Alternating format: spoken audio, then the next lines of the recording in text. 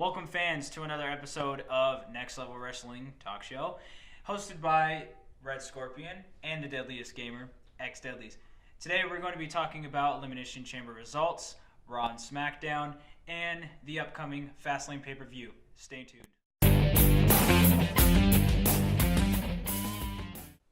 And we are back, fans. Now, Elimination Chamber was our first show that we covered, and boy, was I wrong on some of my predictions. Let's just get right to it. The new tag team champions in the women's division is Sasha Banks and Bayley. Very hard-fought match in that one. That was a great match. They deserve the belts. It's about time the women have tag team titles. How about Daniel Bryan retaining the championship, most notably over Kofi Kingston, the final person in the Elimination Chamber? Great match they had, but he keeps the belt. Then, of course, new SmackDown tag team champions, the Usos, in my opinion, kind of stunned The Miz and Shane O'Mac. We didn't see that coming. It happened. And the new Intercontinental Champion, Finn Balor. So we'll touch on these really quick. Some of these were surprises. We definitely were surprised. There's a lot of title changes at this event, the Elimination Chamber. Really surprising. I dug it. I gave it probably, I'd say, 4 out of 5 stars. I mean, I like the twist on Kevin Owens coming in out of nowhere just to take Kofi's spot. I think it's a very good twist on everything going on. You know, you have all this, and then just out of nowhere, Kevin Owens returns and unexpectedly to take Kofi's spot out of everything. Well, you're kind of jumping ahead here. You're kind of getting ahead of things. This is just the Elimination Chamber we're talking about. That what he's actually talking about actually occurred on SmackDown just recently.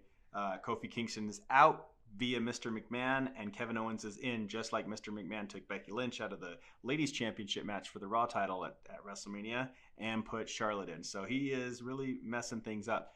But we'll jump to that in just a second. Let's go back to Raw, where Batista made his surprising return for the 70th birthday celebration of the Nature Boy Ric Flair. I'm not a great Batista fan. I know you are. Your thoughts on that particular angle?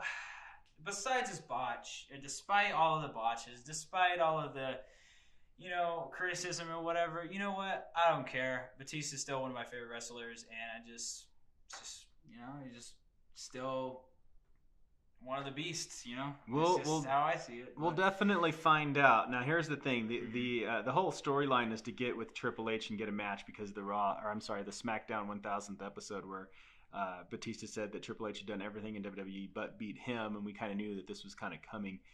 I don't know. I'm kind of over Batista. I'm a huge Drax fan. Go Guardians of the Galaxy, but I don't know. I'd have to disagree with you on this one. I think that bringing Batista in isn't the greatest idea, but I guess we'll find out. Let's keep with Raw though, and find out about the news on Roman Reigns, which we found out that his leukemia is in remission. He's doing better, and he's actually been advertised, from what we hear from our sources, that he should be at the Fastlane pay-per-view and have some type of match there, or some type of storyline, which is really good because Roman Reigns is a great guy. I think that he deserves to be back, and I really think it's going to help out the WWE, especially Monday Night Raw right now, which is kind of stale. What do you think about Big Dog returning? I'm definitely down for that. It's still another one of my favorite wrestlers, by the way, besides all the criticism on that too.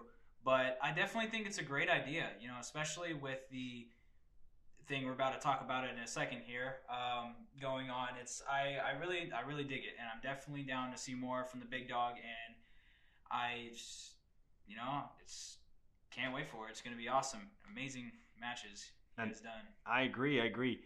Let's go right into the Raw Women's Championship, where we had mentioned before about the potential triple threat match at WrestleMania that we predicted. Well, Becky is suspended, and she comes out and she attacks Ronda and kind of tries to make her statement. And then Ronda says, "Look, Steph, you either reinstate Becky or I'm done. I want this match.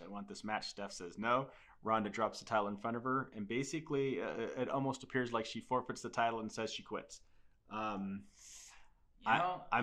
digging. We kind of called this angle, but I didn't see this coming. What do you think about it? I mean, it's definitely something very unexpected, and who knows what could be next at this point.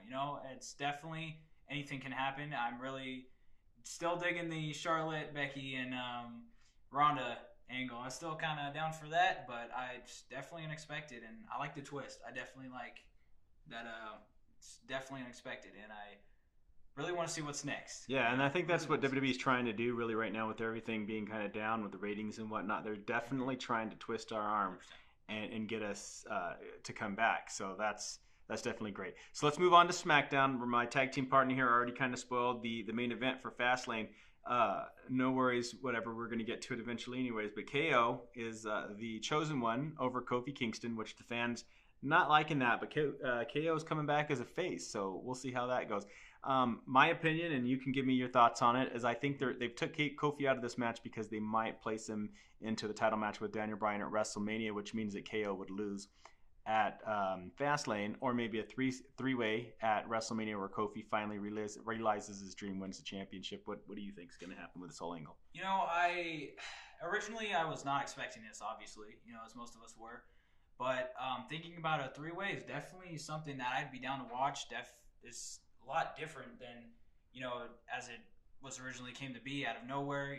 Kevin Owens returning, and on top of that, to take a spot. That's definitely pretty spicy in my opinion. But definitely something I could be down to watch. You got three different people, that have different, two high flyers and one brawler. That's going to be pretty interesting, and I really like that.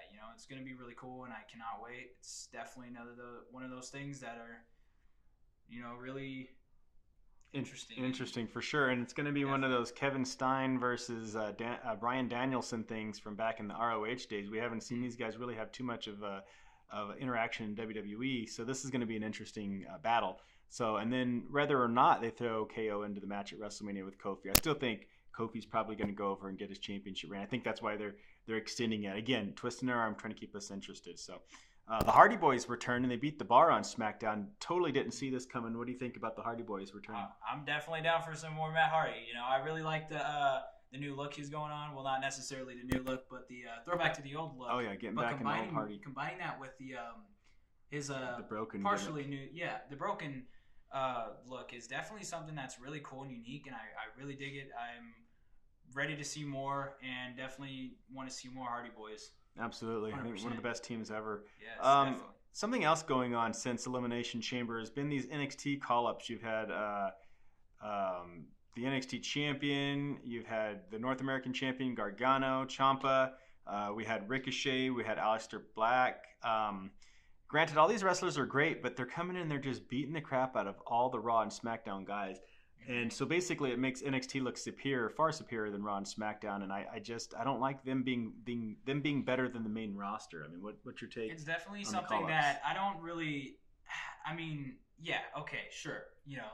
It's showing that they're good wrestlers. It's showing that they have skill and everything, but putting them on the main show and making them win against it, I think that's a little too much. I feel like it's definitely cool to see them go against main roster wrestlers on both shows and on the split brands, but to see them win, is it necessary?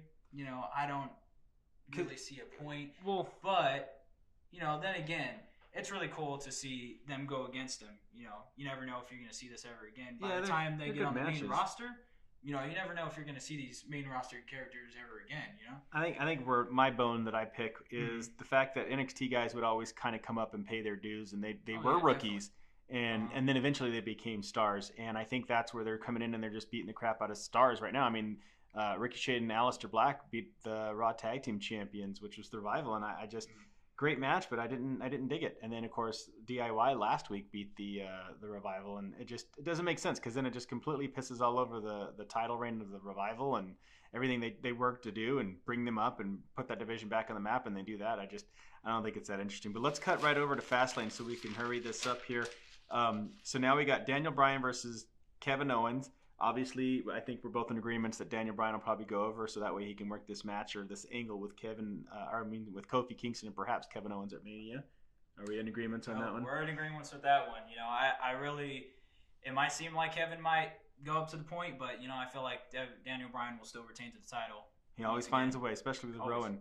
The Usos are going to defend the tag titles against Shane O'Mac and The Miz in a rematch, which the new McMahon regime or whatever said there isn't going to be any title rematches anymore, but I guess Shane O'Mac's the boss. He can do it. So they're going to fight again. Do you see the Shane O'Mac and Miz team winning those titles back, or are the Usos going to retain? Oh man, I feel like Usos are going to retain this one. To be honest, I feel like the Shane McMahon and the Miz. I feel like that at this point, you never know. Something hinting, something might be going on. Yeah. But Do I you don't see know. something like a Mania match between these two splitting up and then having a fight at Mania? Definitely. That's something that I'm sniffing that one out Yeah. too. yeah, definitely. So 100%. Asuka's going to defend the SmackDown Women's Championship against Mandy Rose. Not really interested in this one. I think Asuka's going over. What do you think? Definitely Asuka. Asuka's gonna take Mandy Rose down just like Ronda Rousey took Ruby Riott down. Forgot her name for a second there. No offense to Ruby Riott, she's a great talent. They Definitely. haven't really used her very well. So she's becoming forgettable, but it's not her fault by any means. It's just the way she's being used. So finally, the last match we know about is the women's tag team title match: Sasha and Bayley versus Nia and Tamina. Should be a great match. Do you see Nia and Tamina walking away with these titles? I see that they could put up a big fight, but I still think that Sasha Banks and Bayley are still going to retain the titles on this one. I What do you think? honestly do think that Sasha and Bayley might win, but I would not be surprised with the way things are going that they put the belts on Nia and Tamina Good point. just to be like, look, here's your dream team. They won the titles, and now it's all about business. Nia and Tamina here to steal the show, steal those titles. We also think that Roman Reigns, or we heard from a source that Roman Reigns will return and have a match at Fastlane. We're not sure yet, but overall, it's looking to be a pretty decent card, pretty decent setup to Mania. Not sure it'll live up to the Elimination Chamber hype and how great that pay-per-view was, but it is what it is. So hopefully WWE keeps hitting it out of the park. We'll get some more AEW news as we get it. Other wrestling news from around the globe, we haven't really had a lot that we're going to speculate on just yet, but as we get it, we'll report it, and we hope you guys enjoyed our show this week. We'll be back for another one, and like and subscribe. We'll see you guys. Yay, you had your eyes open on that one. Every shot I took, you were like...